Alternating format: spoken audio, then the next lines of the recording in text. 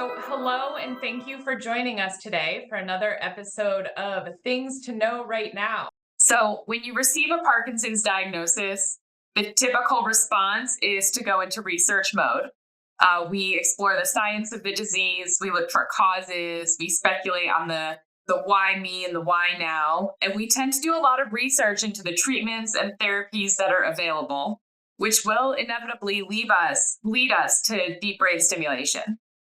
Deep brain stimulation is a surgical therapy that is used to treat certain aspects of Parkinson's disease, especially the movement symptoms, but it can help with some side effects caused by medications. It can help with some of the non motor symptoms like sleep, pain, or even urinary urgency, which is something we talk about pretty frequently.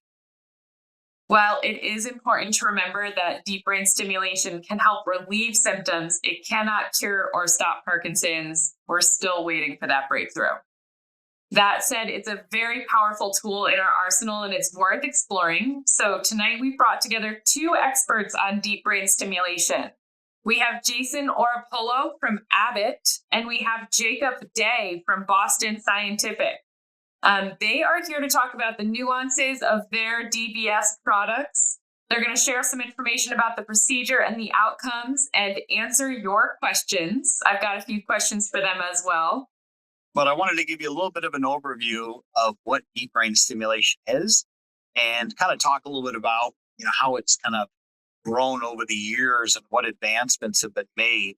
And then, Jake from Boston Scientific is going to jump on as well, and he's going to be able to talk about some of the areas that Boston Scientific has excelled at with deep brain stimulation, and I'll talk about some of the areas that Abbott's excelled at. So we're going to give you kind of an overview. There's multiple companies that make the implants, so we all work together. So, but it's there's an opportunity for some patients, and it's not for everybody. So let's jump in. So deep brain stimulation has been around. It got approval for essential tremor in 1997 and Parkinson's in '02. And it got another kind of what they call a humanitarian device exception for dystonia in '04. So we've implanted over that 20 plus years, about 300,000 patients. So this isn't a new therapy. It's not something that's, kind of still experimental. This is proven gold standard for Parkinson's. Typically, we see patients that come in and they take medications. And when you're taking medications and you're taking a couple pills a day, it's probably not a big deal and you're doing great. But sometimes over the years, 5 to 10 years, some patients start experiencing issues with their medications, whether or not it be GI upsets or dyskinesias. And so at that point is where the movement disorder neurologist would look to see if you might be a candidate for surgery. The surgery kind of works in conjunction with medications, but typically you're able to cut those meds down at about half. But that's the doctor's kind of work that they do to kind of make sure you're a good candidate. So it's been out for a long time. We have proven track record of over 300,000 patients. It helps with several cardinal symptoms of Parkinson's. It doesn't cure Parkinson's, like Eileen said, but it helps those motor symptoms and makes your life more livable because you can walk more freely. You probably frees you of tremor if you have that. So some of the areas that we're able to help with is resting tremor, which about 30% of the patients have. We help with bradykinesia or slowness of movement. So that could be kind of if your legs are feeling a little stiff and rigid, help with rigidity. If you're doing your finger taps, kind of like the docs, they always make you kind of open and close your hands. You might be a little slow. That should go back to pretty close to normal once we place the electrode in the brain. And so it's a adjunct therapy for medications. But like I said, you usually can cut the meds in half. So it helps with those cardinal symptoms and gives you your mobility back. That's really the key of it. We don't stop the progression. We don't take you back to 20 years old, or I'd already have one put in myself. But it helps you with those day-to-day motor fluctuations. And so the goal is if you're kind of taking 6 pills, or 6 times a day, your pills, or 5 times, and you're kind of doing this yo-yo where you're on and then you're off and it's starting to become more frequent, that's usually the time you would see the movement disorder neurologist. And so let's jump into the surgery. Surgery the day of, we'll make a small incision on the top of your scalp, place a wire strategically in your brain. We're going to do a lot of mapping and then it's planning ahead of time.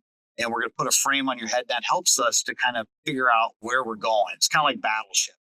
And once we figure out that spot, we'll put the electrode in, and if everybody's happy, we'll lock it down, and then we'll put the battery and the extensions in, kind of a two-part surgery. The first one's a few hours, you spend the night. The second one, you will usually it's about an hour, and then you'll get released, same day. So it's pretty easy, the second one. And then from there, usually a couple weeks later, you'll see the neurologist, and we'll start doing some adjustments. The adjustments can take 1, 2, 3, 4 sessions, and that would be after that you should be programmed pretty well. And then you get touch-ups, just like with the medications. They might adjust it every so often, and you see the intervals would get longer and longer with seeing the neurologist for the DBS adjustments. So the cool part about deep brain stimulation versus some of the other areas. So I know some of you guys have probably heard about some of the new focus ultrasound and different areas that they're doing gamma knife, you might have heard of, or a thalamotomy in the past. Those are all kind of lesioning where they make a kind of burn in the brain. And so with deep brain stimulation, we call that neuromodulation. We're able to continue to adjust that stimulation. So as you change over the course of Parkinson's, deep brain stimulation can change as well with you, which is really kind of exciting. So that's why a lot of people end up with deep brain stimulation, because of that fact, is that we can continue to modulate, make changes. And if there is ever a cure, we didn't make any lesion in the brain. We just shut the system off or pull it out. There's no harm to the brain, which is pretty awesome. So these technologies are out there. And so 3 companies now are on the field selling these. And so today we're going to talk a little about Abbott, some of the highlights there, and some of the highlights of Boston, both great companies. And I have to say, great representatives. So, but anyways, yeah. So the highlights, we all have rechargeable, non-rechargeable batteries. We all have directional leads you might have heard of, which are kind of the latest and the greatest. They came out about 7 years ago. And so now we're able to kind of really precisely push that current where we want it to go. Gives us more programming options. And so we have virtual programming where we can program you right over the phone, so that the doctor could be sitting on their couch and the patient could be on their couch, and they can adjust you remotely right over the phone. It's pretty cool. So if you're out of town and you fell down and you're like, I don't know if the system's working right, the doctor could just remote in and check it. So there's some advantages there. Brain stimulation is reversible. We don't make any lesions in the brain. We can shut it off. There's ever a cure. There's no harm to any structures in the brain, right? We're just sending a small electrical impulse into that area. And so now we have focus ultrasound, which basically is the same, right? So that's the third kind of revolution of the burning of the brain. So you're still making a lesion in the brain, which is non-reversible. So for some patients, it might make sense. And for others, it probably doesn't. So that's really determined by your physician. And that's why even if you want deep brain stimulation, you might not get it, because the doctors want to make sure that you're a good candidate for the surgery. So the movement disorder neurologist is going to work you up and make sure you're a good candidate. Then you're going to see probably a neuropsych. They're going to do an evaluation to make sure you're a good candidate. And then the neurosurgeon is going to meet you and kind of do its own workup. And then the 3 doctors are going to talk. And if everybody's on the same page, then they move you forward with the surgery. We want a good outcome, right? And so typically people will ask, well, who are good candidates? Well, if you're taking medications multiple times a day and having side effects from the medications, whether or not that's dyskinesias or GI upsets or other issues, then typically that could be a potential for a good candidate. If you have true Parkinson's, so some people say, why don't I just get this after year 1? Well, we like to wait 5 years or so to make sure that you're a good candidate. And the reason why is we want to make sure that you respond to that carbidopa levodopa. And that's our first indication that you really have Parkinson's. They'll also do a DAT scan, a lot of the centers, to confirm. Another tool in that confirmation process. We found over the years that Some things look like Parkinson's, but they're not Parkinson's, like a Parkinson's plus or a Lewy body disease. And those typically do not respond as well to deep brain stimulation as some of the other indications like essential tremor or real Parkinson's disease. So we make sure to kind of do the workup and make sure that you're an appropriate candidate for it. So I think one really crucial point that I hope everyone picked up on is that your doctors will guide you to the right procedure. So if you're thinking, what do I do, DBS or focused ultrasound? Ultimately, it's going to be the medical professionals that guide you to the correct procedure, and you don't have to know everything about each surgery. That said, if you're ever undergoing a medical procedure, you should learn as much about it as possible.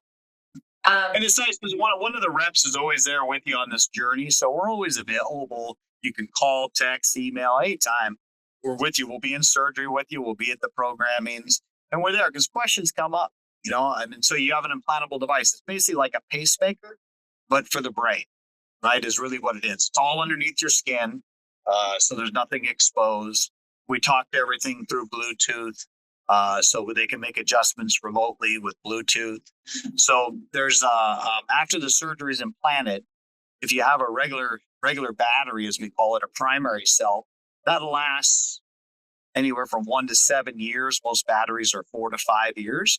And then at that point, you go in for a quick outpatient surgery where they replace it. Or the other option you have is a rechargeable. And the rechargeables last 10, 15 years, depending on what brand is.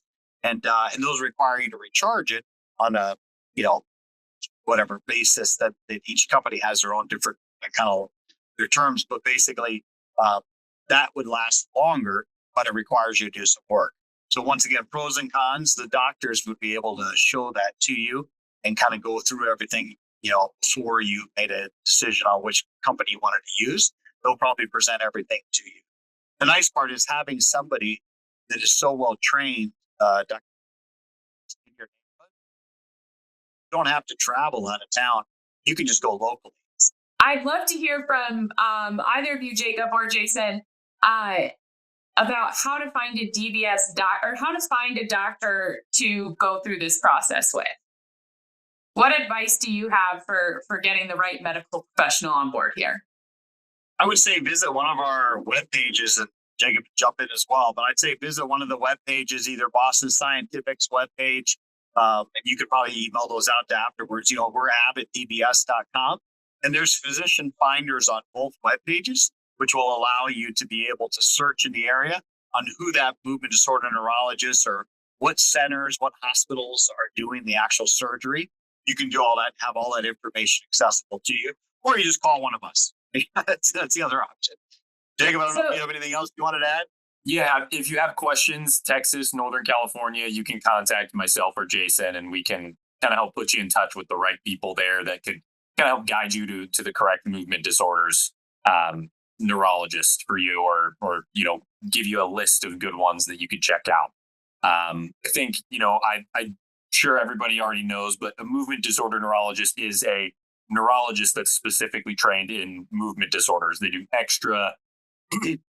extra probably about a year of fellowship after they finish their residency. So they go through a whole extra year of torture just to be able to care for these, essential tremor, Parkinson's disease, all these movement disorders. So it's really important that you do find a movement disorder neurologist. And a regular neurologist can absolutely help you out as well. They just don't have that additional training. So, Jacob, I'd love to hear from you a little bit more about the Boston Scientific devices and how, if they differ from Abbott, or anything else you can share about the Boston Scientific machinery. Absolutely. So, deep brain stimulation is a therapy, and it's like Jason mentioned, for those 3 cardinal symptoms, right? So there's a whole host of symptoms that come along with Parkinson's disease that aren't associated with the motor symptoms, right? So you have those things Eileen was talking about: insomnia, mood changes, bladder bowel dysfunction, decreased sense of taste or smell.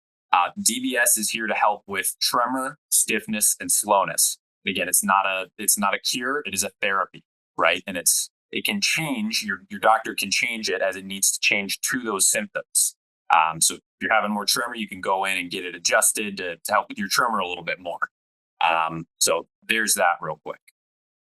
So just to give everybody a picture of what everything looks like. So like Jason mentioned, there are 3 components. And the first part is the lead, and that's a wire. It's about the size of a piece of spaghetti, maybe a little bit thinner. And that'll be placed one day, and you'll stay overnight in the hospital. And then maybe about a week, 2 weeks later, completely depends on where you're getting it done. But then they'll place another wire that'll connect the lead, which is going to be placed up here.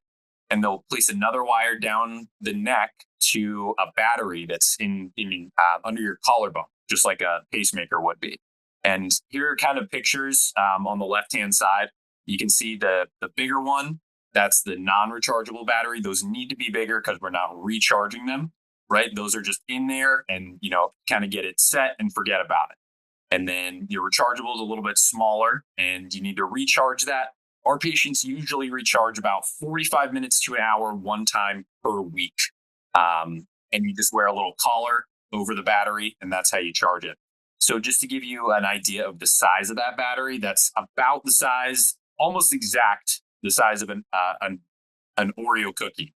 So that's the rechargeable battery. So just to give you an idea, it's like the same thickness, diameter, everything. So there's that. And I'll skip through this. We kind of talked about when you're a candidate. Some of the things that patients can expect is reduction in tremor, better mobility. A lot of times you're able to reduce the amount of medication you take depending on where you get the implant done. And so I'll talk a little bit more through the full process, right? Jason touched on surgery and the tune-up and everything after, but there is a little bit of work to be done beforehand as well, right? So first thing is always to explore your options. Talk to your doctor. They'll kind of give you an idea of which procedure might be the best for you. They'll talk you through the pros and the cons of each one and which one they think might be a good option for you. Then from there, if you decide to go forward with deep brain stimulation, you'll have an evaluation. And what they're doing here is really just making sure that you're a good candidate. And when they put the DBS in, that it's going to work, right? So there are 2 real parts to that. And the first one is what's called an on-off test. And some of you might have had this done at your doctor's office before, but what they're typically going to do is they'll have you stop your medication for about 12 to 16 hours. So let's say you have a morning appointment, you stop taking your medication the night before, and then you come in off medication, and they'll do a series of tests to see how bad your symptoms are when you have no medication in your body, right? So they'll give you a score on what's called the UPDRS scale. It's the Universal Parkinson's Disease Rating Scale. So they'll test that, and then they'll have you take your pills and wait around until it kicks in, and then they'll test you again and see how much it improves. And the idea there is to see, okay, can we assign a number to how well that levodopa is working, right? And what they're typically looking for in order to move forward with DBS is about a 30% improvement. So if you get 30% better on that score when you take your Cinemet, carbidopa, levodopa, whatever it might be, then typically you're going to be a candidate for DBS. The other part of it is a neuropsych examination. And this is really just something to check to make sure that, everything's cognitively good. You're ready to go forward because, it is a brain surgery. And we want to make sure that everybody is a good candidate. So there is a little bit of a process beforehand, but then like Jason mentioned, you go through with the lead implant, which is you get that done and stay in the hospital. And then a few weeks later, maybe a week later, you get the battery put in. And then after that, it's programming, and you just kind of continually see your neurologist and your representative and get everything tuned up so that, we can get the maximum benefit for you. We reduce that tremor, stiffness, and slowness as much as we possibly can.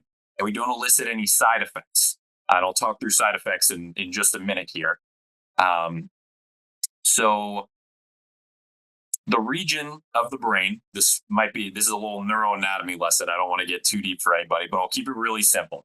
So for Parkinson's disease, there are 2 places we can put the lead in the brain. Those 2 places are called the STN, that's the subthalamic nucleus, and the GPI, that's the globus pallidus interna. You don't need to write that down or remember that. It's, you won't be tested, but your doctor is going to determine which one is better. The STN is typically better for patients that are taking a lot of medication and want to reduce the amount they have to take. GPI is it's a little bit of an easier target to hit for them. So just to give you the frame of reference, the STN, which is really the more common target that more people have done, that's about the size of an almond. So your doctor's trying to find an almond in a haystack, really, and get it right in the right place. And they've gotten very good at that over the last 20 plus years. They use a lot of high technology, MRIs, CT scans, the best they have available in order to plan that, so they know exactly what they're doing and they don't have to spend more time, in that surgery than they have to. And so the reason I bring up how small the target is partially Jason mentioned directional leads, and I'll show you a little video of what that kind of looks like. So originally, leads were made up of 4 little rings on that wire, right? And we call those contacts. They're just little electrodes where the electricity is actually delivered to the brain. And when you have those ring contacts, you'd stimulate everything around the ring, right? It would blow up like kind of like a balloon, right? But there were some engineers that had the idea to break some of those up into 3 different segments. And what we can do now is spin that stimulation around like a lighthouse and pick a spot that we want to stimulate and get electricity there and keep it away from any of the other areas that we don't want to stimulate. So things have gotten a lot more precise over the last few years. Wow.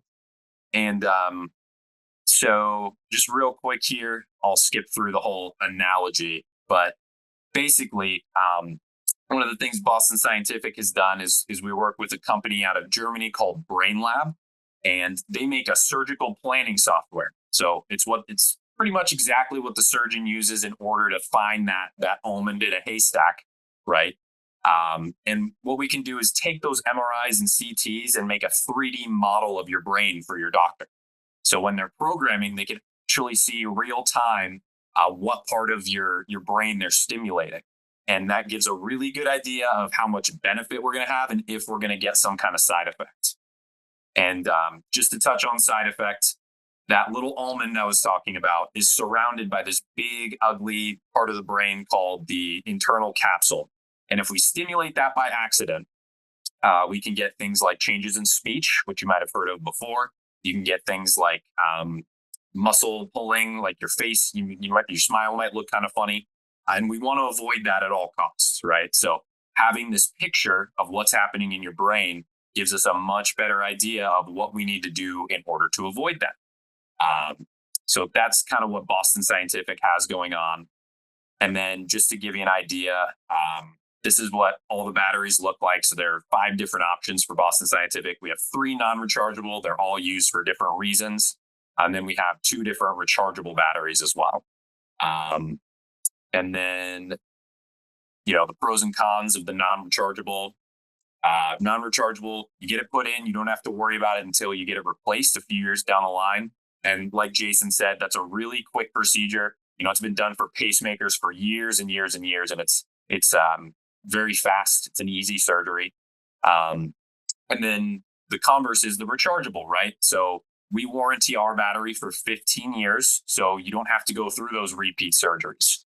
The other positive is that it's a little bit smaller and more contoured than is the non-rechargeable. So it can look a little bit better when it's under your skin. That's a little bit smaller. It takes up less space. All the batteries, you can still get an MRI if you get a DBS done. I believe the same goes for Abbott as well. We just have to use our devices and put the battery in MRI mode, and then you're safe to undergo an MRI under the right conditions. You usually will get an MRI. That is typically going to be after it's decided that you're going to go forward with DBS and they're kind of planning the surgery, right? Then you'll get the MRI a little bit closer to the surgery. And then the only other things, so here's just a quick picture of our charger. It's really easy to use. You just put it over the battery in this little collar. You can see a picture of Ken using it here. And you turn it on and it starts beeping, stops beeping when it's over your battery, and it'll beep again when it's done. That's about it. So most people just sit down, watch football, watch whatever they like to watch, read a book, and they'll just kind of sit there and charge for one day out of the week for, like I said, 45 minutes to an hour. And the other thing is the remote control. So this, you bring this to every doctor's appointment, every neurology appointment, and you can use this to check your battery level, make sure you're charged up. You can adjust your stimulation within settings that your doctor gives you. You can also turn your stimulation on and off. And this is kind of the key to checking, if you have DBS done and kind of questioning how well it's working. We've had some patients turn it off, whether that's inadvertently or some of the more daring ones will turn it off on purpose. But that kind of gives them an idea of how much it's doing, right? So some patients will say, hey, it's not working as well anymore. And then they'll turn it off and see how much it's actually doing. But then, we'll bring them back into the doctor's office and kind of get an adjustment done, a little tune-up, so that we get better control of their symptoms. So I think that's about it for me. I hope I didn't go over time there. I'm curious, just looking at this remote, maybe neither of you have the answer to this question, but is there any movement towards using an app on your phone to manage your DBS implant? Yeah, so that's just the Boston Scientific one. So Abbott, Okay. I think it's an iPod. Jason, I see you're muted. I don't know if you're. Yep. Yeah, we use Apple products. You can put the app on the phone. We give you a phone during the surgery. All the companies give you like a little controller. So ours just happens to be an Apple phone, and you can add the app right to it. So. Okay. So there is clinical data out there, and some of the Boston Scientific studies, you see about a 60% improvement in that total score, right? So they're about 60% better, which is a pretty big figure. Yeah. And that's really, that is just based on movement, right? That's the one part of the test that has to do with tremor, stiffness, and slowness. So, other things it might not affect quite as much, but movement wise, probably about between 50 and 60% is usually what most of it says. So there's a lot of good information on our website. That's dbsandme.com. And it's DBS and me. So DBSANDME. And there's a million videos online where you can see some before and afters. That might help you to kind of see the dynamic changes of each patient. But everybody's different on their journey, right? So, if you're getting the implants 7 years into having Parkinson's, or there might be a patient who's 20 years into having the surgery, what the outcomes might be a little different for each patient, right? So, but there's plenty of studies and a ton of data over the years because remember, when it got FDA approved in 97 for essential tremor and Parkinson's in 02, we'd already done 10 years of clinical trials before that. So there's a lot of data and a lot of studies from a lot of hospitals, companies, everybody over that 30 years, basically. So, but the videos really show kind of the before and afters. I think those would be great. Just do a YouTube search for deep brain stimulation before and after videos. It depends on your insurance, right? As does everything when it comes to medical care. But, just using Medicare as your typical insurance coverage for most of the patients that we work with, it's very well covered, and most patients pay very little, if nothing, out of pocket, depending on your insurance supplementation to Medicare. So the short answer is it's very well covered. Jacob, have you ever seen a denial? I've heard of them. I haven't seen them, and they're few and far between. Very far and few. So when Medicare approves something, usually all the other private insurance companies will follow along. I mean, Kaiser does this surgery.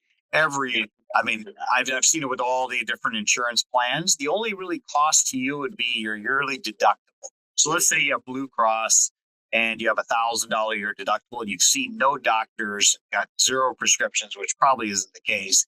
Then you would have to pay $1,000 for that surgery, right? Because that would be your deductible. If you use your insurance like you normally would, and you're doing co-pays, you're doing these things, then it would be whatever's left over with a deductible. Just like it'd be if you went and saw the doctor. They're going to charge you if you haven't hit your deductible. right? So those would be the only out of pocket costs to you. So yeah, you can look at your plan and see what it says, but it's covered by basically all insurances, including Medicare. So it shouldn't be. I mean, we do Medi-Cal patients. So at what point should a person consider DBS? What should they start looking at in terms of where they are physically or emotionally or mentally? And how do you open up that conversation with your doctor? So I think there's a range of different things that are going to play into whether you're a candidate. But the most typical thing is, you're at least at about 4 years of diagnosis, and carbidopa levodopa works, but it's maybe not working as well as it did when you first started taking it. So when you start to see those fluctuations that Jason talked about earlier, you take the pill and it's a little bit less predictable. Whether you're gonna get some dyskinesia, from having the dose be too high, or if it's going to wear off really quickly.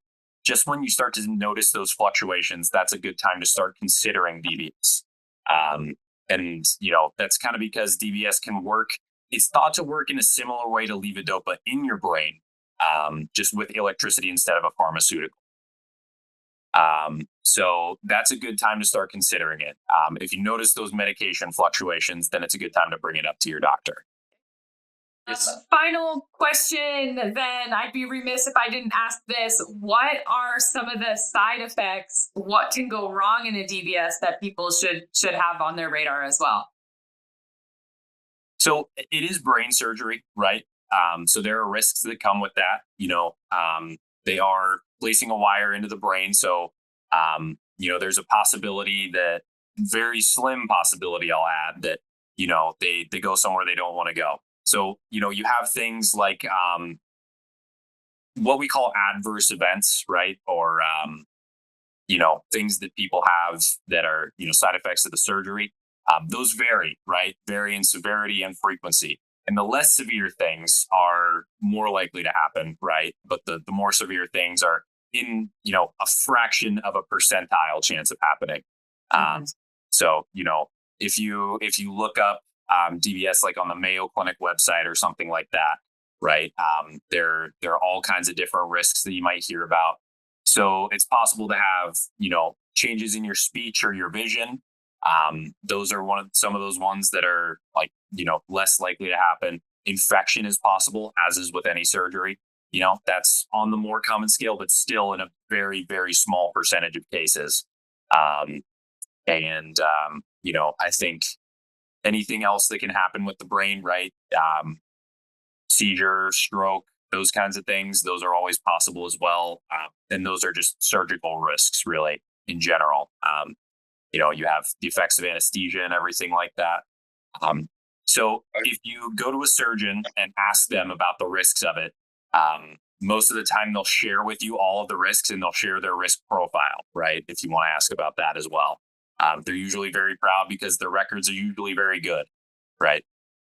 So like I said, that ranges, right? So the less severe things, those have a little bit of a higher percentage. And I can't give figures on this because it varies from doctor to doctor. But those things I mentioned, like the more severe, scary sounding ones, seizure, stroke, those kinds of things, those are in, usually in the fraction of a percent, so like 0.5% chance of happening. So very small chance. And the other thing is, these surgeries are very well planned, and these doctors have now had 20 plus years of doing deep brain stimulation surgery to learn how to plot around those kinds of things, right? So they keep those in mind, they keep those risks in mind, and they do everything they can to avoid those happening. But yeah, it's less than 1% for like a major hemorrhage, bleed in the brain. It's less than 1%, and then you have infections which are like 3 to 4%. But like Jacob mentioned, they kind of vary per doctor. But on average, if you look at the studies, it's less than 1% for a major issue. But all the other ones, like you spoke about, if you're getting tingling, you're getting these type of issues that are more stimulation related, we can always change the stimulation. It's kind of like if a doctor gave you too many milligrams of a dose, they could just back it down a little bit. Same thing with us. So those ones are adjustable. I wouldn't, those are ones you can usually steer around and change, and they're not permanent. But there are risks, like with any surgery, right? If you go get a hip replacement, there's a 3 to 4%, maybe sometimes higher chance that you might get an infection, and you got to pull the whole system out, right? So same thing with this. This is an implant. Do you have any stats on outcome being death? That's one of those ones that's in the very, very small percentages. I couldn't tell you the exact figure. I've heard of it before. I've never personally seen it. And it's a very small percentage chance of happening. But, that's the case with any surgery as well. That kind of thing could happen in a hip replacement or anything else. So it's a very small percentage chance of happening. That's something I've heard over and over from Jacob, Jason, and other members of the DBS community, is that the doctors are, if anything, conservative in this, in that they are really going to make sure you're the right candidate before they do this surgery. So trust your doctors for sure. But also, I think a major takeaway that I picked up on today is that your doctors you can ask your doctors for their success rate, and you can get that information from them. So before getting anywhere near an operating table, you can know how many surgeries they've done, what the success rate has been for those surgeries, and feel really empowered by your choice. All right. Well, thank you for answering all of our questions tonight. Let us know if you've got any other questions. And in the meantime, thank you so much, Jacob. Thank you so much, Jason, for giving us your time tonight. Thank you for having us. Yeah, thank you. Oh, we said that in unison. Great minds. We will see you all soon. Thank you so much.